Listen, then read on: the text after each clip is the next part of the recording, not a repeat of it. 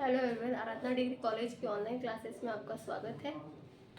आज हम केमिस्ट्री के अंदर वैलेंस बॉन्ड थ्योरी स्टार्ट करेंगे। वैलेंस बॉन्ड थ्योरी के बारे में डिस्कस करेंगे। वैलेंस बॉन्ड थ्योरी जो है संयोजकता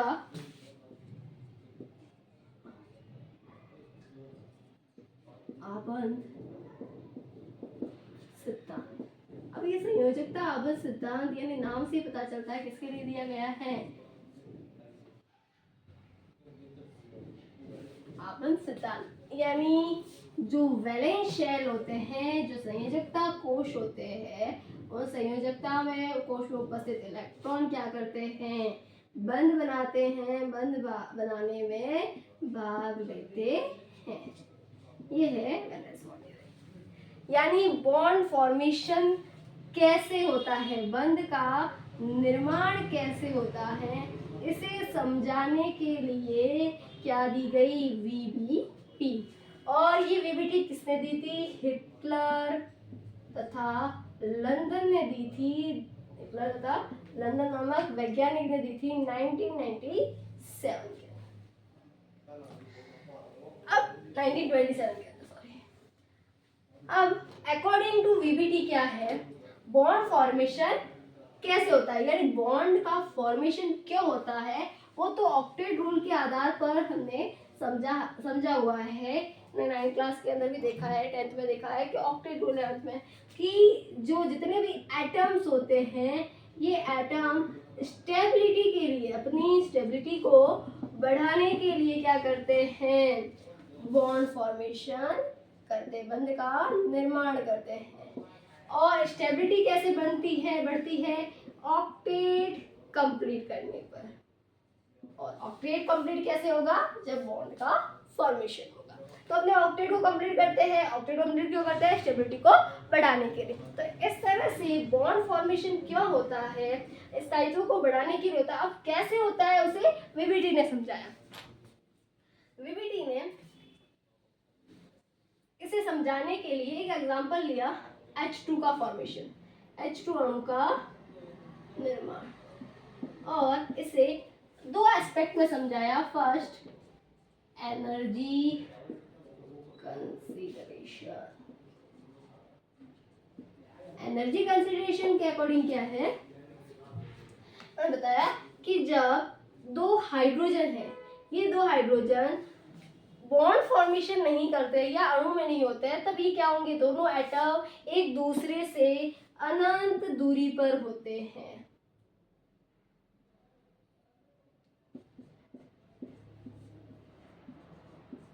अब अनंत दूरी पर होंगे तो इनके बीच में कोई किसी भी प्रकार का, अनंत दूरी पर है तो किसी भी प्रकार का कोई भी इंटरेक्शन नहीं होगा, यानी कोई भी प्रकार की प्रतिक्रिया इनके बीच में नहीं होगी। कोई भी फोर्स जो है वो कार्य नहीं करेगा, या ना ही अट्रैक्शन फोर्स होगा इनके बीच में, और ना ही इनके बीच में कोई रिपल्शन फोर्स होगा।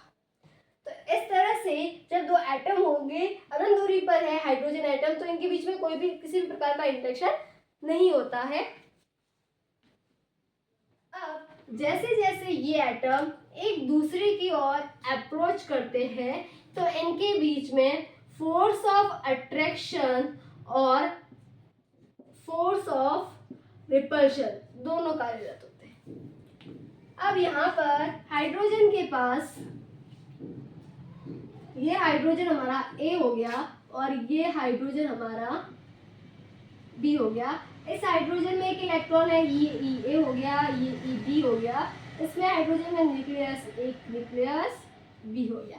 इन दोनों के बीच में क्या होगा, रिपल्शन, इनके बीच में रिपल्शन होगा, इन दोनों के बीच में अट्रैक्शन। इस तरह से इनके बीच जैसे जैसे एक दूसरे की ओर क्या कर रहे हैं, अप्रोच कर रहे हैं, तो इलेक्ट्रॉन और न्यूक्लियस है, इसका भी एक इलेक्ट्रॉन और न्यूक्लियस है, तो जो इलेक्ट्रॉन है सेम चार्ज है, एक दूसरे को रिपेल करेगा। न्यूक्लियस एक दूसरे को क्या करेंगे, रिपेल करेंगे।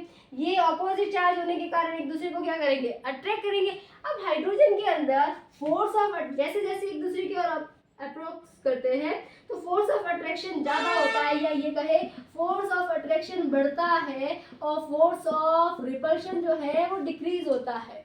तो जैसे जैसे फोर्स ऑफ अट्रैक्शन बढ़ता है, force of attraction force of repulsion से ज़्यादा होने के कारण एनर्जी रिलीज होती है, और एनर्जी रिलीज होती है, एनर्जी अट्रैक्शन फोर्स ज़्यादा होता है, हमने पढ़ा है कि जितना ज़्यादा अट्रैक्शन फोर्स होगा एनर्जी उतनी ज़्यादा कम होगी, यानी एनर्जी रिलीज होती है, जिससे सिस्टम की एनर्जी जो है, उस सिस्टम की एनर्जी क्या हो जाती है, कौन सी, पोटेंशियल एनर्जी जो है वो डिक्रीज हो जाती है।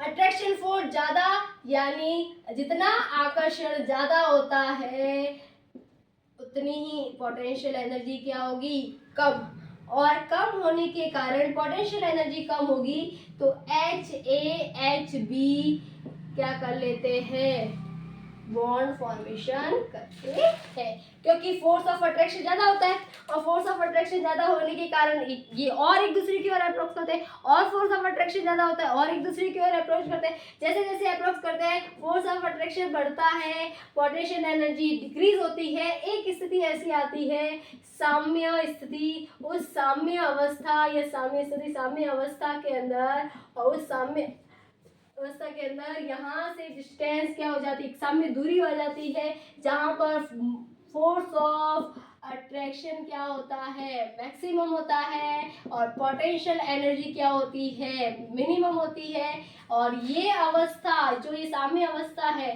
ये साम्य अवस्था क्या कहलाती है, बॉन्ड फॉर्मेशन, और इसमें इस अवस्था में होता है बॉन्ड फॉर्मेशन। इस अवस्था के अंदर जो साम्य दूरी होती है HA और HB के बीच में, उसे कहा जाता है, उस साम्य दूरी को कहा जाता है बंद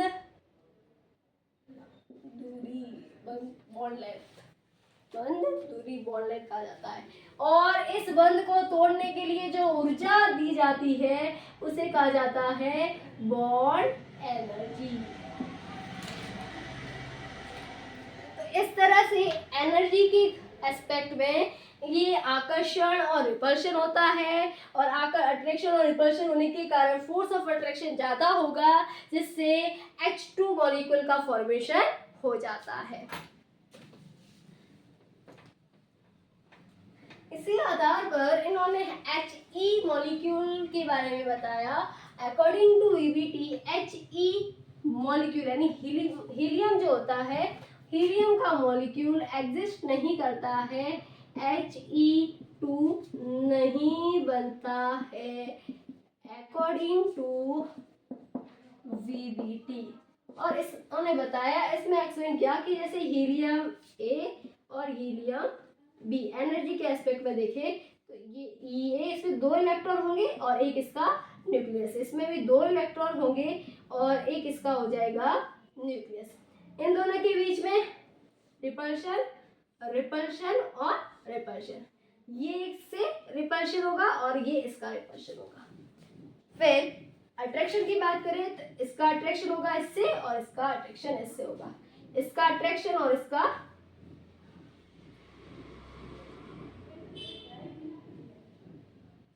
अट्रैक्शन होगा इससे और इसका अट्रैक्शन। अब हम यहाँ पर देखें तो जो ब्लैक लाइन है वो बता रही है रिपल्शन को, और जो रेड लाइन है वो बता रही है अट्रैक्शन को।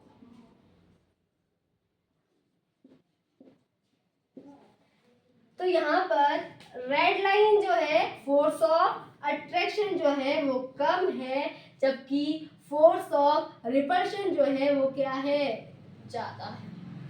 तो इस तरह से हीलियम के अंदर फोर्स ऑफ अट्रैक्शन जो है वो कम होता है फोर्स ऑफ रिपल्शन से। इस कारण एनर्जी जो होती है, एनर्जी की वैल्यू पूरे सिस्टम की पोटेंशियल एनर्जी, पोटेंशियल एनर्जी है वो क्या हो जाती है, ज्यादा। फोर्स ऑफ रिपल्शन ज्यादा होगी तो पोटेंशियल एनर्जी क्या होगी, ज्यादा। और फोर्स पोटेंशियल एनर्जी ज्यादा होने के कारण इनके अंदर ये HEHB इनके बीच में वह स्थिति, वह साम्य अवस्था नहीं बनती है जिनके बीच जो बॉन्डिंग की अवस्था होती है, बंध निर्माण की अवस्था नहीं पाई जाती है, क्योंकि इनमें फोर्स ऑफ रिपल्शन ज़्यादा हो जाता है और फोर्स ऑफ रिपल्शन ज़्यादा होने के कारण ये एक दूसरे की ओर जैसे जैसे अप्रोक्स करते हैं फोर्स ऑफ रिपल्शन बढ़ता है, जिस कारण ये एक दूसरे को क्या कर देते हैं, रिपेल कर देते हैं और साम्य अवस्था नहीं पाई जाती है, जिससे बंध निर्माण नहीं होता है। तो इस तरह से हीलियम का अणु एग्जिस्ट नहीं करता है, ये एग्जिस्ट नहीं करता है। इसका रीज़न जो है अकॉर्डिंग टू वीबीटी क्या होगा एनर्जी के एस्पेक्ट में, क्योंकि इसमें फोर्स ऑफ रिपल्शन क्या होगा, अधिक होता है फोर्स ऑफ अट्रैक्शन से। ठीक है, तो इस तरह से एनर्जी के एस्पेक्ट में हमने देख लिया कि फोर्स ऑफ रिपल्शन ज्यादा होने के कारण हीलियम एग्जिस्ट नहीं करता है, जबकि हाइड्रोजन का अणु बनता है। तो ये H2 अणु का बनना यानी बंध निर्माण कैसे हुआ, एनर्जी के एस्पेक्ट में देखें तो दो एटम जो है एक दूसरे की ओर अप्रोक्स करते हैं, एक दूसरे की ओर अप्रोक्स करने के कारण इनके बीच में क्या होगा, फोर्स ऑफ अट्रैक्शन यदि ज़्यादा है और फोर्स ऑफ अट्रैक्शन ज़्यादा होगा तो पोटेंशियल एनर्जी मिनिमम होगी, और पोटेंशियल एनर्जी मिनिमम होगी तो उसमें बॉन्ड फॉर्मेशन होगा, ये अकॉर्डिंग टू वीबीटी। और अगर उसमें फोर्स ऑफ रिपल्शन ज़्यादा हो गया तो पोटेंशियल एनर्जी सिस्टम की क्या हो जाएगी, बढ़ जाएगी, और पोटेंशियल एनर्जी बढ़ जाएगी तो बॉन्ड का फॉर्मेशन जो है वो नहीं होगा। नेक्स्ट, ये तो हो गया एनर्जी के एस्पेक्ट में। दूसरा है ओवरलैपिंग एस्पेक्ट में।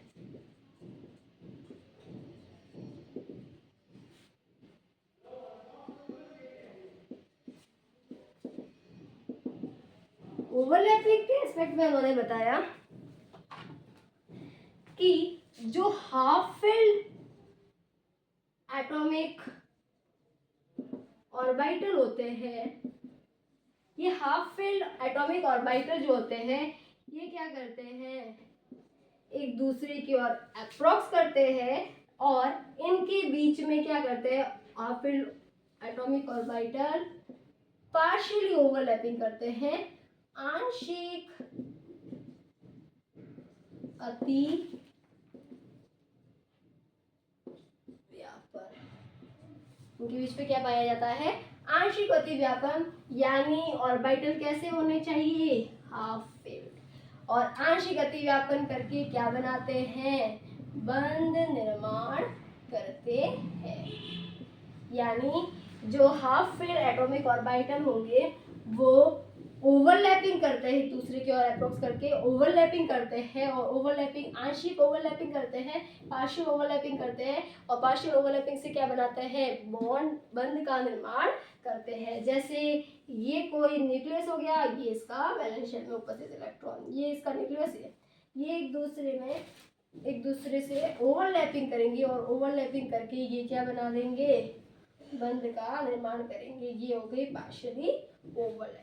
अब इन्होंने कहा कि जो हाफ फील्ड होंगे वे ही एटॉमिक ऑर्बिटल क्या कर सकते हैं, ओवरलैपिंग कर सकते हैं, अतिव्यापन कर सकते हैं। According to VBT full filled या जो एम्प्टी होते हैं, फुल फील्ड या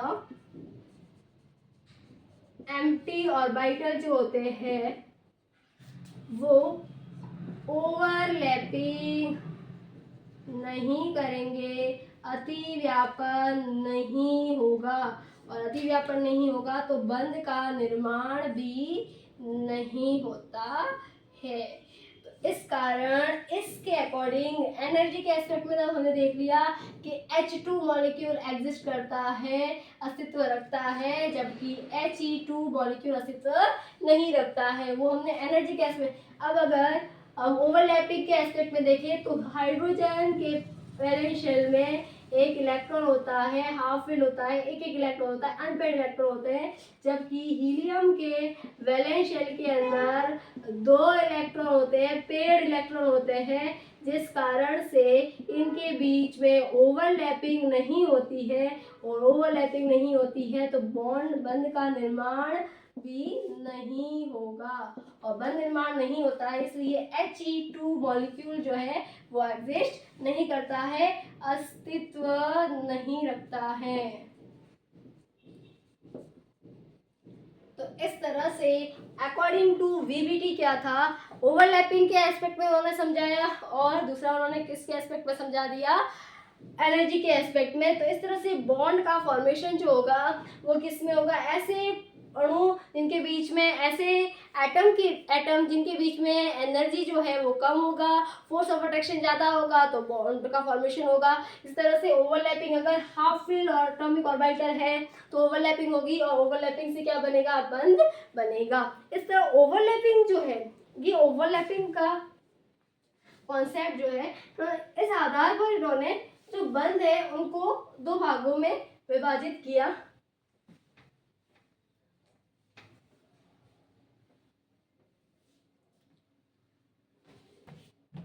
बंध के निर्माण, ओवरलैपिंग जो होती है इसे इन्होंने दो भागों में बांटा, यानी विभाजित किया कि बंध की जो ओवरलैपिंग होगी, जो एटॉमिक ऑर्बिटल की जो ओवरलैपिंग होगी, इस आधार पर बॉन्ड जो है वो दो प्रकार के बनते हैं, सिग्मा और पाई। ये किस तरह से होता है, किस प्रकार से ओवरलैपिंग होती है, वो हम नेक्स्ट क्लास में देखेंगे। Thank you.